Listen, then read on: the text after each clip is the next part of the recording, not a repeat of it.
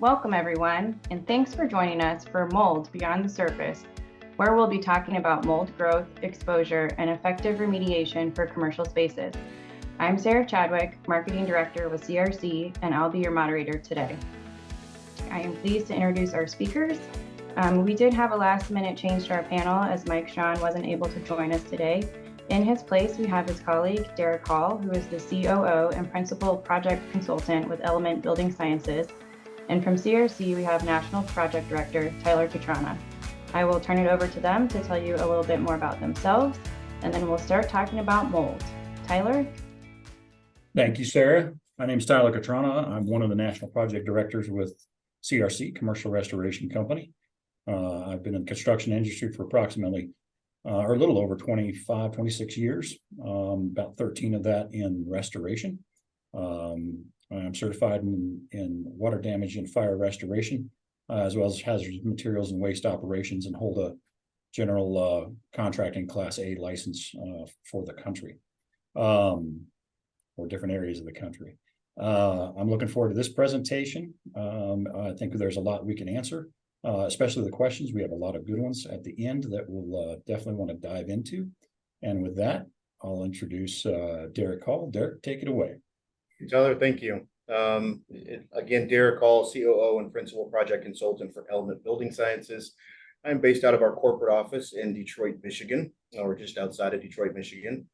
I've been in the restoration industry or connected to it for the last 27 years, starting off in the actual restoration industry as a water damage technician, working my up through the ranks until I finally owned my own restoration company, which I sold to private equity in 2010.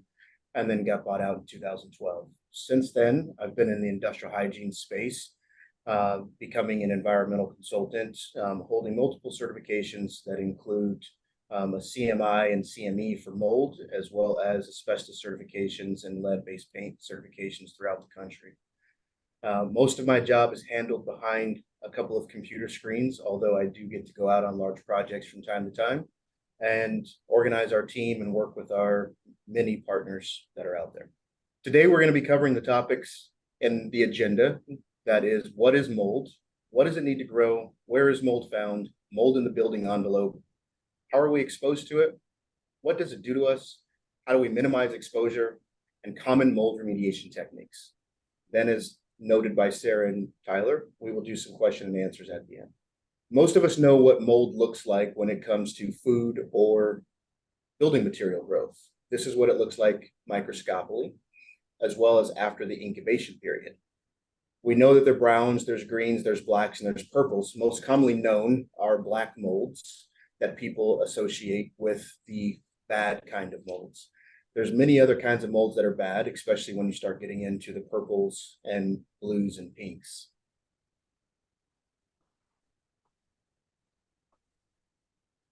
Kind of an example of some unmitigated water intrusions that Element has run across throughout its years. One is in a multifamily space and one is in a commercial space.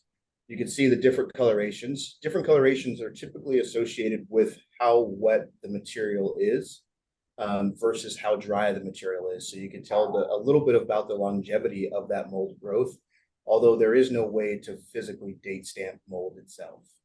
But clearly, these two examples didn't just happen overnight. What does mold do? There are good things about mold, okay? It's a biodegradation of natural materials, enables recycling of nutrients throughout ecosystems. It's nature's first true garbage disposal. Many of us use that for compost waste and those kind of things as well. The other good things that it does, it provides medicine in the form of penicillium, which is why when you go to the doctor, they ask you if you're allergic to penicillium. Fights off bacteria, used in the creation of antibiotics, foods, cheeses, salami, and yogurt. One of my favorite cheeses is the blue cheese. I love to put it on my steak. What does fungi do? Bad stuff. It decays building materials, wood, drywall, etc. Anything with a cellulosic material base or soft compounds. Tens of thousands of mold claims per year, tens of millions of dollars in mold claims paid out. And insurance rates, as they define, will always go up. I don't know if mold is the only thing that makes them go up, but mold is certainly a vicious cycle for it. Some of the bad things that it does is it causes food spoilage, crop damage, releases mold spores into the air. Some release mycotoxins, and there's almost no competition or predators. Although I like to think of CRC as a complete predator for mold. What does fungi need to grow? Many of you guys will know that it needs water, liquid, or vapor humidity. It doesn't always have to have a water intrusion source, however. That water intrusion source can just be from humidity. In the example with the ceiling fan, that was where a tenant had left the shower running on hot with a boiler system on the cooling towers, and they had continuous hot water for days. So by the time they got into the unit, of course, that was all just humidity and condensation. And Derrick, can we add in a little bit, or can you talk a little bit about the types of water and how that could affect mold growth depending on clean water, water coming in? Can you touch on that just a little bit? Absolutely. So as some of you know, maybe all of you, there are 3 different types of categories of water: category 1, 2, and 3. Category 1 is defined by the IICRC, which is the governing body for restoration contractors, as clean water sources. So your typical clean water sources are going to be clean water breaks, water from pipes, and those kind of things. Then there's category 2, often found with rainwater solutions coming through a roofing structure, penetration through building materials, or through building materials that have pets and other biotoxins. And then there's category 3, which are commonly known as sewer backups and those kind of things. Also, category 3 can be wind-driven rain from hurricanes or storms, just because it is allowed to pick up pesticides and bacteria from the outside, as well as groundwater flooding. I appreciate that. One of the things I'll mention is, as far as a restoration contractor, when somebody calls in, besides if it's a known event from hurricane or something like that, we're always going to ask you what the source is. And it's going to go along the lines of not only protection for our individuals, but how we're going to mitigate the loss, and how the insurance company is going to be informed on what we may or may not do, what we can and cannot save.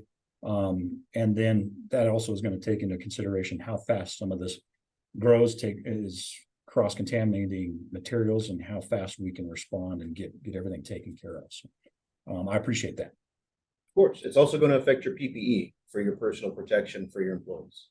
What does fungi need to grow? Food source. We know that it needs water, humidity, but it needs a food source. It can't grow without it, right? So you have your category 1 or type 1, which is water. Now it has the food source, which is category 2, being drywall, paper, wood, or cellulose-based material. A lot of people will ask from time to time, can mold grow on concrete? And the answer to that is yes. If anybody is from the state of Washington in the Seattle area, you'll see plenty of highway miles where you have mold growing on the concrete divider structures. That's because there's an organic compound buildup where that mold can start to deposit, and then they start to grow based off of temperature and humidity. The third thing that needs to grow is a good temperature. 60 to 90 degrees is best. It can grow as low as below 90 degrees Fahrenheit and over 120. Where is fungi found? Mold spores are microscopic, and they're found everywhere. So anytime you open up your windows, go outside, and do anything, you're always breathing in mold. And that's the part of the thing that mold is not always bad. Okay. It's going to be on all internal surfaces, because even spores can land on your clothing. And as you walk through the structure, those mold spores are pretty light in general, because there's only certain types of mold spores that are more heavy, that are more sticky. And so those mold spores can just dissipate and deposit in different areas of the structure just from walking indoors or opening up a window. Going along with that, Derrick, a few years back, it was kind of popular, maybe at one of the big box retail stores, they sold a mold test that you could do with it's almost a petri dish, if you remember from high school. Why is that not, and I'm going off track here a little bit on you, but why is that maybe not the best way to check if you have mold as an individual, or something along those lines? Yeah, so the basis of that is that there's a petri dish, and they still actually sell those at Home Depot, Lowe's, and you can order them on Amazon, actually.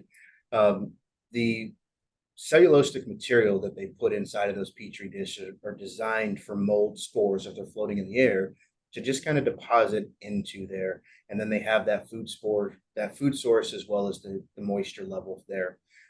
They're going to start colonizing no matter what.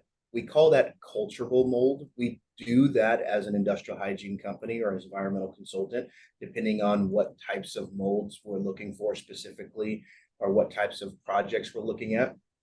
But I have taken petri dishes into clean rooms, as well as hospital rooms and ER rooms and operating rooms, and grown mold in a petri dish. And you know what, as a contractor, So mold, because mold is everywhere. Go ahead, right. Tyler. Because mold is everywhere, it's very hard to assure that it's gone unless you have the right specifications for that clean room. And that's what I was going to mention, is from a contractor standpoint, if an owner has come up to us in the past and said, hey, you know what, I got one of these and look at this, I've got mold. I don't want to discount anybody's concerns. However, we're going to lean towards the professionals and how they do that. And it's important to understand the limitations of that product itself. And so I appreciate that. And I wanted to cover it just because we do get those every once in a while, and understand that we're going to lean towards Element, some of these professionals that are going to do the proper way of testing and clearances in order to get your space safe for an environment safe for you and your tenants. We had a question come in, so maybe we'll tackle it now while you guys are on this topic. But they asked, are efflorescents confused with or related to mold? Oftentimes. Actually, Tyler, I'll let you take this just because you and I specifically spoke about it offline. Sure. So a lot of times we show up and we do get what is called efflorescence on a lot of sometimes CMU block concrete. And a lot of times that looks like a white material, and many times it is confused as mold. And I'll let Derrick comment as a professional a little bit more about it. A lot of times concrete and cinder block is a porous material, and so water is going to leach through unless it's heavily waterproof on the backside, especially in basements, different things like that. Over time, through grout, through this concrete, the hydrostatic pressure can push water through the concrete material. That may pick up minerals and basically act as a strainer to pick up minerals, different deposits coming through the soils or through the block itself, depending on what the block is filled with as well. And then it starts to dry out and crystallize basically on the front. It is not necessarily a mold that's growing on that. And so there is a difference. As Derrick had mentioned earlier, there certainly can be organic growth, but it has to have a cellulose base or something that it starts to grow on the concrete surface or the block surface. There is a difference. And so being able to recognize that, certainly, again, we don't want to discount their concerns, but usually it can be explained effectively on what it is and what it is not. And if it's that big of a concern from a contractor standpoint, we will call in the professionals to really make a determination. Okay, back on track. How are we exposed? How are we exposed? Just by breathing, right? Hopefully all of us are breathing currently. Some of us are probably doing so more efficiently than others, but just breathing, okay? Existing, living, and doing your everyday tasks is the most common mold exposure. The next biggest mold exposure is your skin. We come in contact with it. So your skin is actually the largest organ of your body, okay? And it is also the most permeable organ of your body. So oftentimes when we have colds or those kind of things, you can rub different types of organic oils and those kind of things on the balls of your feet or the bottoms of your feet or the inside of your hands to allow that to soak into and actually kill illnesses, okay, or help fix illnesses. So coming in contact with it, mold spores fall out onto the skin. They're accidentally rubbed against a moldy surface. You can do so by doing mold allergen testing, where they actually scratch pieces. The doctor will scratch parts of your skin with different types of molds to see what your reaction is to that. And some of those reactions could be related to hives, rashes, etc. Then we ingest it. We would think that our strong guts would basically kill anything that's there, but you can actually ingest mold and it causes some GI issues as well. So that could be either accidental or purposeful. In the case, purposeful being penicillium. How does fungi affect us? Well, it affects all of us in certain ways. The problem with it being regulated throughout the entire country is that mold doesn't affect everybody the same. You can put 100 people in a room and maybe one has a severe action or maybe 10. And then over time, some of those people will start to react differently. But the most common effects are an allergenic response, and then sneezing, sniffles, watery eyes, itchy eyes, rashes, those kind of things.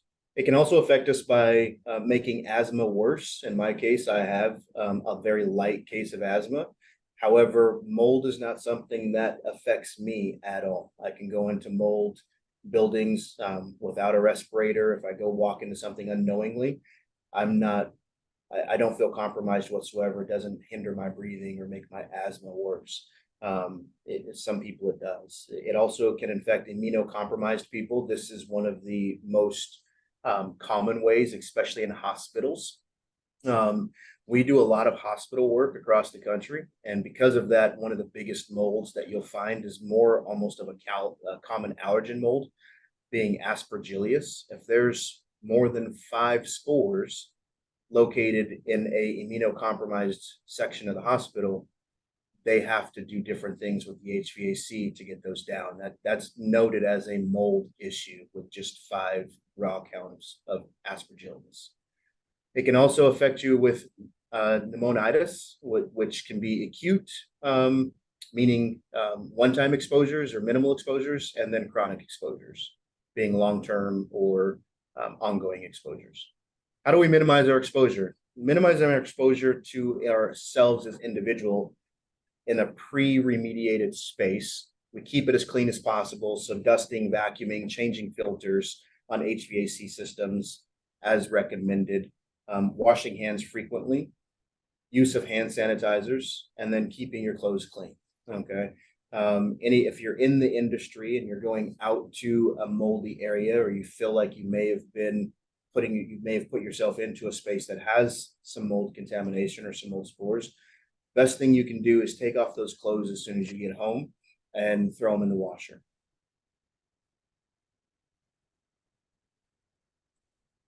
When you're talking about remediation spaces, your minimization goes in a different direction. I'll let Tyler expand, but basically with PPE, you're talking about rubber or latex gloves, depending. Most people use latex gloves or nitrile gloves.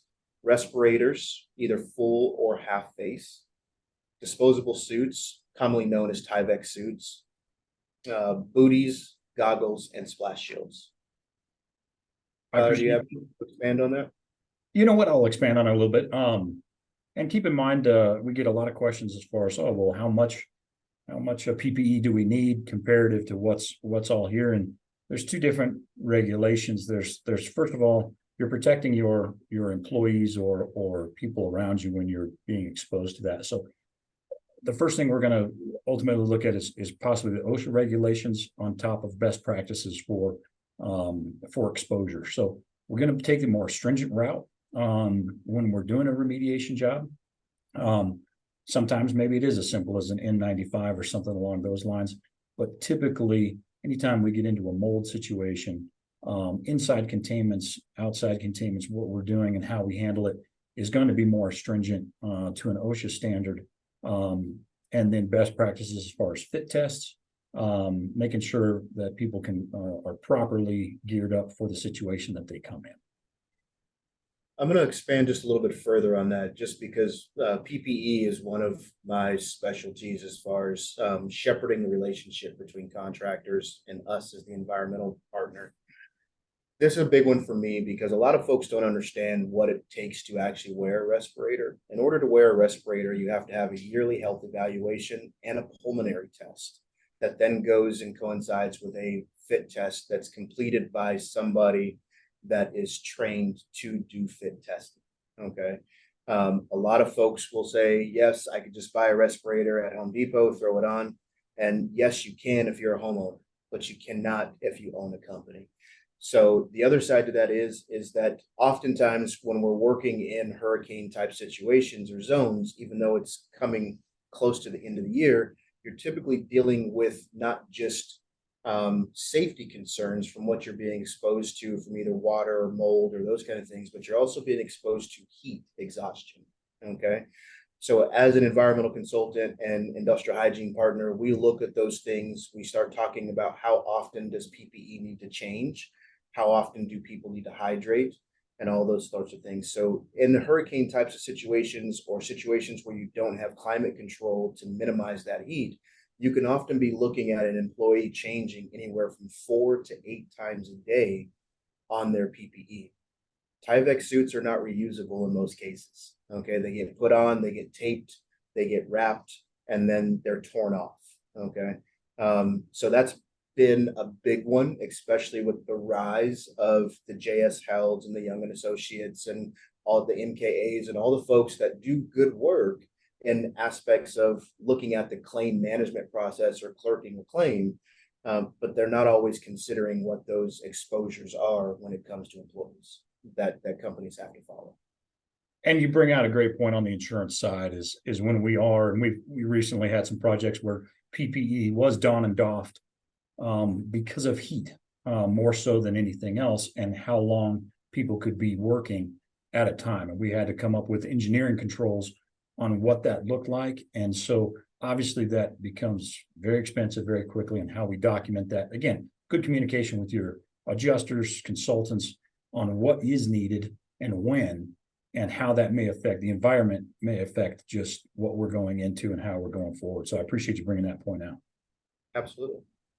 Guys, for people who might not have heard the terms donning and doffing, can you explain those a little bit, maybe?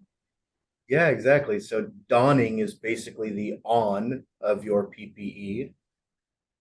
Doffing is your taking off of your PPE. Okay, thanks. Good question.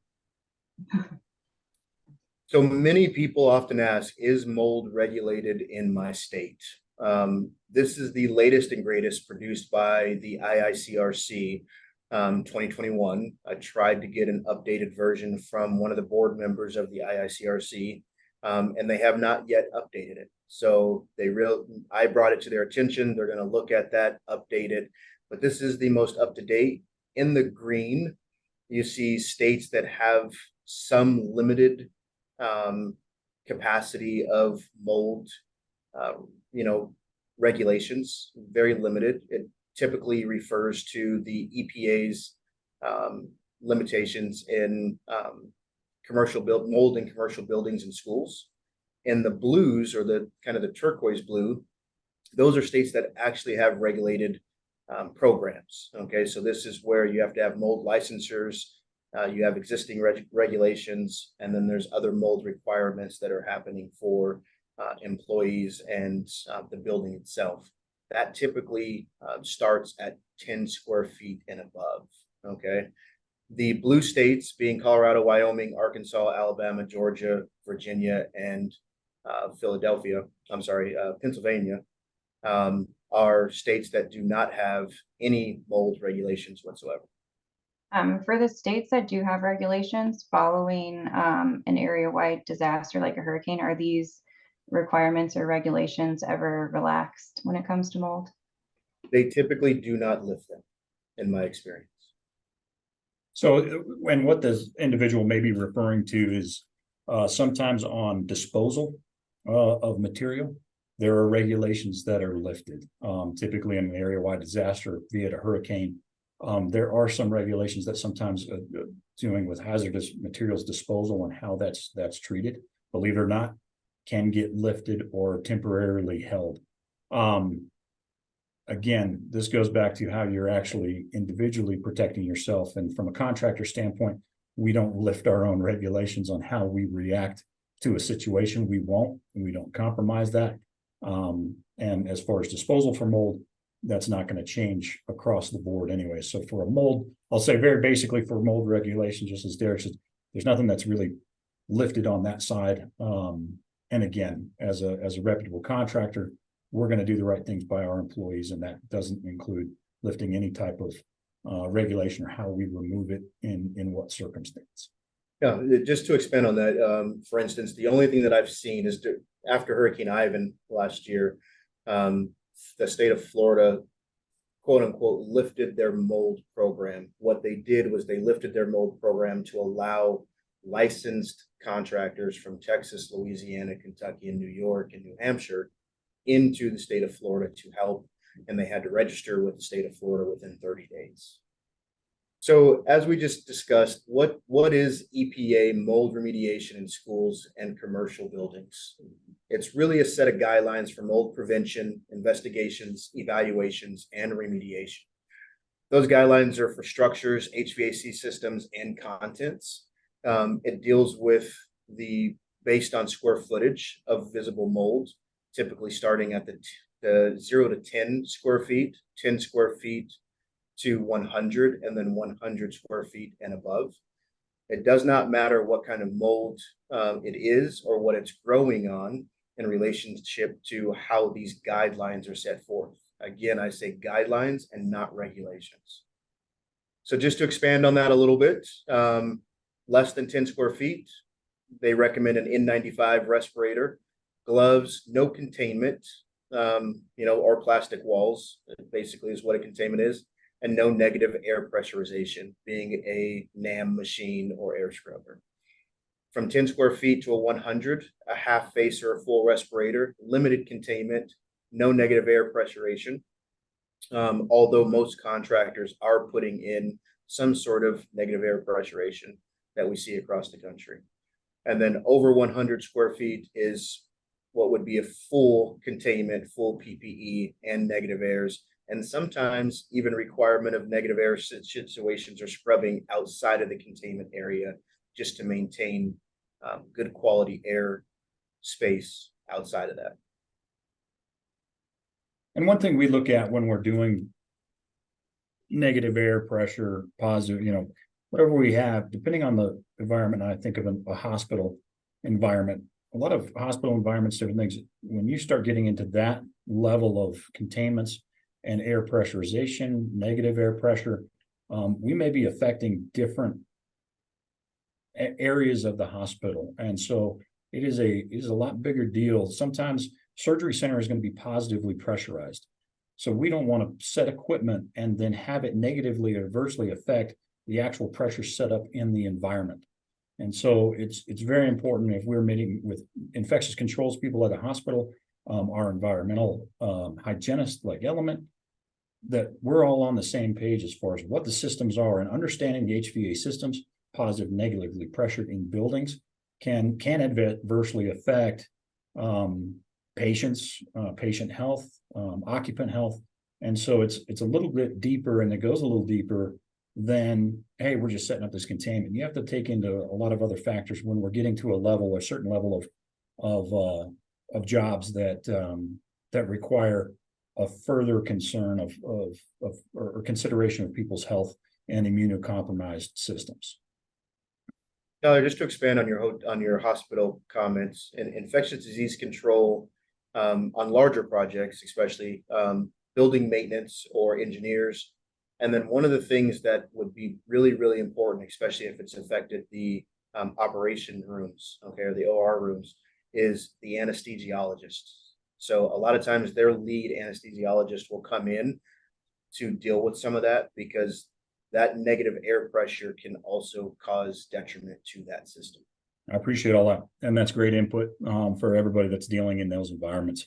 So scenarios, what should you do or say if you're called to a customer or a client's home or office building, something that they're going to repair? 2, you notice mold growth on the drywall or other building component. The customer is asking you questions about health.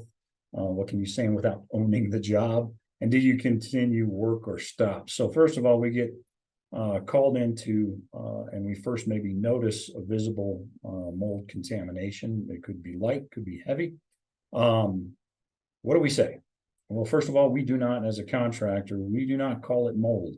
You're going to hear sometimes us refer to something as AMG using an acronym, and that's assumed microbial growth. Until I have a hygienist testing, somebody brought in, we don't want to say what it is or what it isn't in any circumstance. And you're going to be pressed a little bit more on owners, asking questions about health. A favorite one as well. Hey, wow, how are my employees, myself affected? I don't know their personal health history. That's something that we can't comment to. So we leave it to be a little bit more ambiguous because you don't want to own the job. If you suddenly jump up, and it's happened before, we train our individuals not to bring up mold and have those discussions. Sometimes it's been a lapse of judgment and they may have said something. As soon as that gets out, liabilities increase for everyone. And in this litigious society, unfortunately, some people may want to take advantage of that. So we just don't say it. We use some acronyms here and there, and it's fine to tell them what the acronym may mean, but it's assumed. So we don't take full ownership of what that is until we have a hygienist report, a protocol in place, and how we're going to move forward. Do we continue to work or stop? Usually we will go in if it's appropriate to possibly contain the area. We may do something along those lines, but we want to get the hygienist in as soon as possible to get some protocol and how we're going to be moving forward as a performing contractor. One thing I will mention on that as well is sometimes we get into we want to be guided by a third party and third party testing. So there is no conflict of interest as far as what we perform compared to what was written by a third party hygienist, and that being independent. We want some separation there. And there are some requirements in other states that has to be done. But that's one thing I want to definitely bring out, that doing their own individual testing compared to performing the work is probably not a best practice you want to be involved in. All right, here's a small damage. Obviously, you see something visible.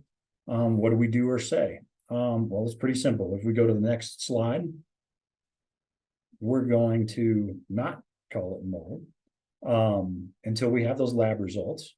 SMG or AMG is what I had mentioned earlier. SMG is a suspect microbial growth or assumed microbial growth. Only a qualified professional is going to use the word mold. And then if it's dangerous or not, we don't get involved in those conversations as far as personal health and how that affects somebody. It's just something that you don't want to participate in. Tyler, in the previous photos, let's say it's an apartment and the maintenance team was called in to fix something. They cut into the drywall and that's what they found. And then they see that from the apartment, the facilities team or the management team. How should they respond to something like that? I think we can probably progress to the next slide. There we're going to do. We're at minimum what we can start, and I'll let Derrick expound on this a little bit more.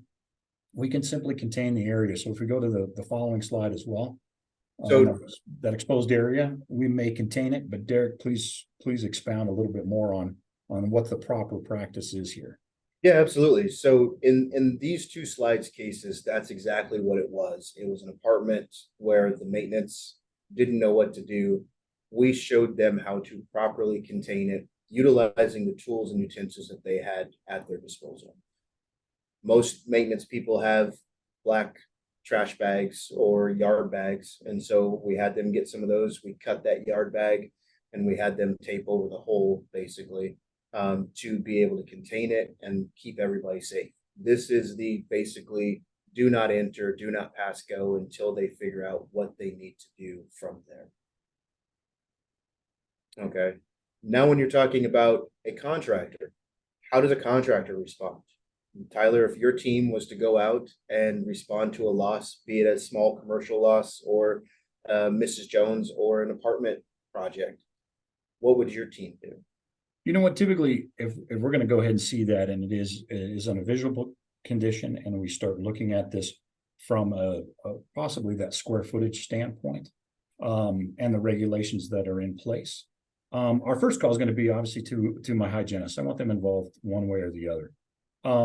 Usually if it's an area that's easily contained, something small as the photograph shows, that can be done fairly easily without much disruption. If it starts to get in those, like those previous slides where there was a lot of contamination, we may end up just putting what we call a zipper containment around the door, may put in a negative air machine or air scrubber inside that area, just to keep maintain negative pressure so that we're not cross-contaminating an area.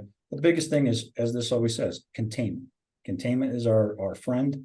And then we can expand how we're going to go moving about it with a protocol that the environmental hygienist may produce. All right, we got a question. Would you contain the area, then add fans and dehumidifier, or can you just cut out the affected area? Good question. Typically, we don't like having a lot of airflow on situations like this. We want to keep that to a minimum. Again, this goes to a little bit of what that loss can be, but we want to usually have some negative pressure. And a dehumidifier, if it's still a wet condition, is a little nicer than having airflow. We wouldn't encourage generally airflow across a mold or a category 3 contained surface. Derrick, you want to expound possibly on that? Yeah, so Tyler, I think you hit the nail on the head, right? The first response to air movement would be zero air movement. Yes, you may install a dehumidifier, and then I would also recommend that you install some sort of air filtration device, or commonly known as an AFD. Okay, you don't have to exhaust it, you don't have to turn it into a negative pressurized space, but as long as you're scrubbing the space in there, that's fine. If you do have the availability to turn it into a negative, that's always going to be best. And then, of course, figure out what your scope is going to be. So as you're communicating with the homeowner or the apartment maintenance or your client, whoever that might be, or the adjuster, make sure that you're starting to develop that scope and see what it's going to take. At the end of the day, some of these projects that you walk into, you don't know where that mold is exactly. So you may need to cut additional holes. And in order to do so, I would then recommend setting up a containment around the area so that you can actually start to see where that mold goes to. Okay. That's going to also be done, if you're lucky, and the drywall or the gypsum materials are still wet. You can also help to develop that scope by way of infrared moisture reading, infrared and moisture reading. And understand in different environments, and we kind of keep going back to a hospital environment, or possibly one that has the public involved, an office complex or something. We may be a little more stringent on what we do. In a hospital environment, to be honest with you, we're not probably taking out any construction materials until it is in containment and we have a protocol either way, just because of the hospital environment and the risk associated with that and immunocompromised individuals anyway. So you're always going to be safer if you take a little more a stringent route and just explaining that to your adjuster and other people what you really are doing and why. Usually they're reasonable people. If you can tell them the reason why you're doing it, they're usually going to agree with you. So don't be afraid to communicate effectively with your adjusters and everything. They're good guys. They can handle it, and they've seen it before.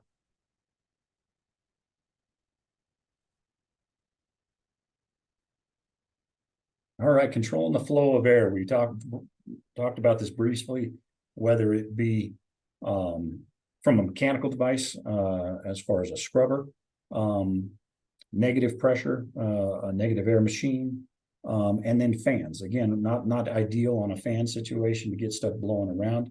We want to contain the area and be able to control the environment as much as possible to effectively clean it. And then also that's going to affect our clearances in the end, making sure we're in an environment that the hygienist is going to come in and clear and be able to clear without cross-contamination inside that contained area. And I'll give that a little bit to Derrick as he wants to expand a little more on the control of the airflow. I think you hit the nail on the head. Okay. So just a quick recap. What is mold? It's one of the most commonly and most effective products that are out there. It's a natural product. It's always going to be around, and we're breathing it in every single day. What it needs to grow, it needs moisture. Then it needs a food source as number two, and then number three, it needs the right temperatures. The best temperatures for it to grow are what we normally think is comfortable, right? That's 68 to 74 degrees inside of a building. Where is mold found? It's found everywhere. You'll never be without it unless you're in a highly developed clean room. Mold in the building envelope is never a good thing, okay? The building envelope is any sort of cellulosic material associated with the building materials that it was built with, and it can grow on just about anything inside of a building envelope. We're exposed to it by normal breathing, everyday things, okay? Rubbing up against it are two of the most commonly effective ways to be exposed to it. What it does to us is really dependent on who you are and what your health history is, okay? Not everybody is the same, so it's not going to affect everybody the same way. And so you really have to look at your own individual history, what happens to you during certain times of the year when maybe the outdoor molds are a little bit higher. Outdoor molds are commonly referred to as just outdoor molds, but those things are also called cladosporium, which is a type or name of mold. And that's one of your most commonly known ones. So if you're in a building, inside of a building that has a lot of plants or those kind of things, you're going to be exposed to a higher level of cladosporium on a day-to-day basis. Sick building syndrome, those are specifically designed for buildings that are sick in the HVAC systems, in the wall systems, in the interior wall systems, and multiple people are dealing with headaches and different types of illnesses from that sick building syndrome. Say that 5 times fast. How do we minimize exposure? Washing hands, okay? Keeping things clean, changing filters. If there is water damage, reacting to that water damage as quickly as possible. If you do have an internal team that can take care of small issues, that's always great. But for any of those things, or if you don't have a small team or any of those jobs that are larger, obviously calling a qualified restoration contractor like CRC is necessary. They'll help you, point you in the right direction, help develop the scope that needs to be, work with third-party vendors like us to develop those scopes and put you on the right path to being pre-loss condition. Common mold remediation techniques, obviously PPE, negative air machines, plastic walls, or what we call containment, and then it's always best to cut the source out, okay? There's a lot of different products that talk about killing mold and all those other sorts of things. As an environmental consultant and industrial hygiene partner, we never recommend just simply leaving mold in place and spraying something on it to discolor it or bleach it or any of those kind of things. If you have mold on a product, the likelihood that it's ingrained is pretty high in most cases, okay? So we recommend getting those out. And then we can turn it over to question and answer.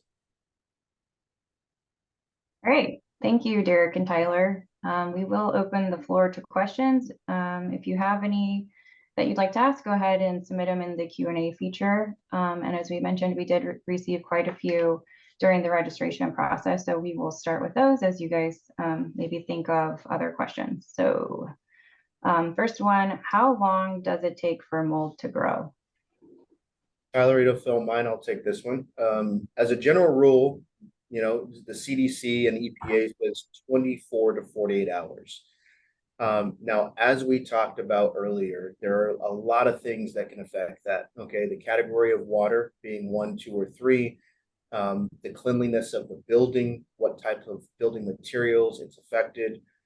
Those are all things that affect how long it's going to take to grow. If there's already mold present somewhere and it's just it wasn't visible prior to the water damage or the loss. Okay.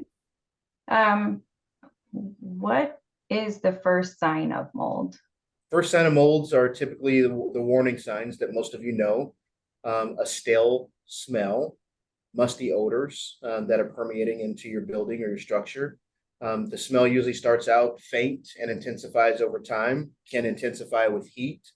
As that mold starts to grow and colonize, which typically takes 18 to 21 days. Then it starts to release MVOCs, which are microbial volatile organic compounds. Okay. How long do you have to fix the issue before it starts affecting people? Again, that's a tough one, even for industrial hygiene specialists. It's really going to depend on the individual. The side effects can be immediate, delayed, or non-existent, which is why it's not regulated in every single state. It's going to depend on your environment and your level of mold sensitivity. And there's going to be other sorts of things to talk about, such as duration. Is it acute or is it chronic? There's a lot of factors there into how it starts affecting humans and how long it takes. Okay. This one's a little bit more of a statement, but what are some mold best practices in insurance losses?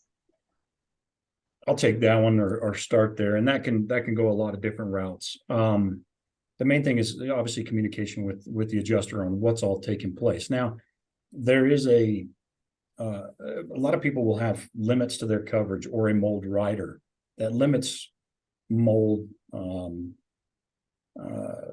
mold coverage specifically for that.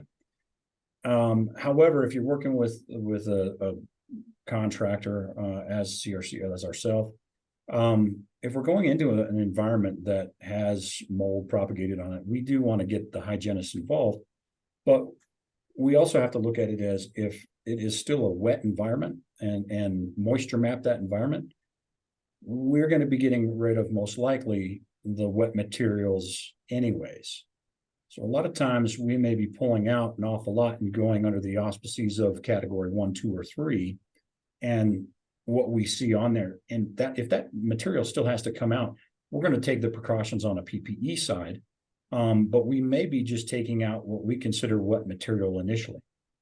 So we may get rid of all the wet material that may have mold on it or not, or SMG, suspect mold material. And then after that's all taken care of, if there was ancillary areas that had mold exposure or something on there, we then may have a protocol from that point moving forward. That way, you're getting rid of wet material under the auspices of just a water damage mitigation. And then you have the mold side. And so that may help our customers a little bit understand that we can progress possibly a little bit more. If you just walk in and just go, it's mold damage, and claim that right away, you may be setting yourself up for having a large bill that you're responsible for by claiming it that way. So talk to your professional. If you have further questions a little bit on that side, you can feel free to contact me. I can kind of talk to you a little bit more further on that. But the main thing is communication on what we're doing. Most times we've walked into a situation like that. We've explained that situation to adjusters on what we're doing. And the majority understand, hey, what we're doing and what we're taking out. So again, the communication process between your hygienist, the contractor for protocols and clearances, and your adjuster and owner is key to get everybody on board on what's actually taking place and understanding the insurance realm as well, and moving this forward effectively so it gets back to, again, original condition. I'm just going to add to that. While the remediation company does their job and they have to document their file, there's always a time period prior to you calling them that you need to also document your file. So take photographs, videos of any visible mold growth or microbial growth. Take videos and pictures of the water damage, okay, the source of that water, making sure that you've properly notated all of the damages, not just to building materials, but to any of the personal property that's related in that structure. Documentation. This is a separate one, but kind of goes along with Tyler, you mentioned about removing wet materials. So what actions can be taken if removing the wet material within 72 hours or so is not possible? It depends on why it's not possible. So again, that's kind of a loaded question. It would all depend on why it's not possible. If there's a life safety concern, if there's not, you just can't get into the building. Sometimes during a hurricane, you may not have a choice if something's still flooded, anything along those lines. The best thing is can there, before mold or suspect mold growth, if you are now trying to take out the component of stagnant air movement prior to any visible SMG or something like that, could reduce growth patterns. And Derrick, I'll let him comment a little bit more as a hygienist site to try to reduce it so it doesn't get to that point. But time is usually the biggest factor on the whole thing. Okay. Tyler, I don't know that I need to expand on that. I think you did well. Okay. All right, next one, are commercial building engineers or maintenance guys able to remediate mold on their own? At what point do they need to bring in a contractor? So what can you handle in-house versus need to bring someone in? So again, as that shepherd of trying to keep people safe and looking at the overall structure of how most companies are set up, whether they be restoration companies or in this case, in-house people, maintenance folks, janitorial services, those kind of things.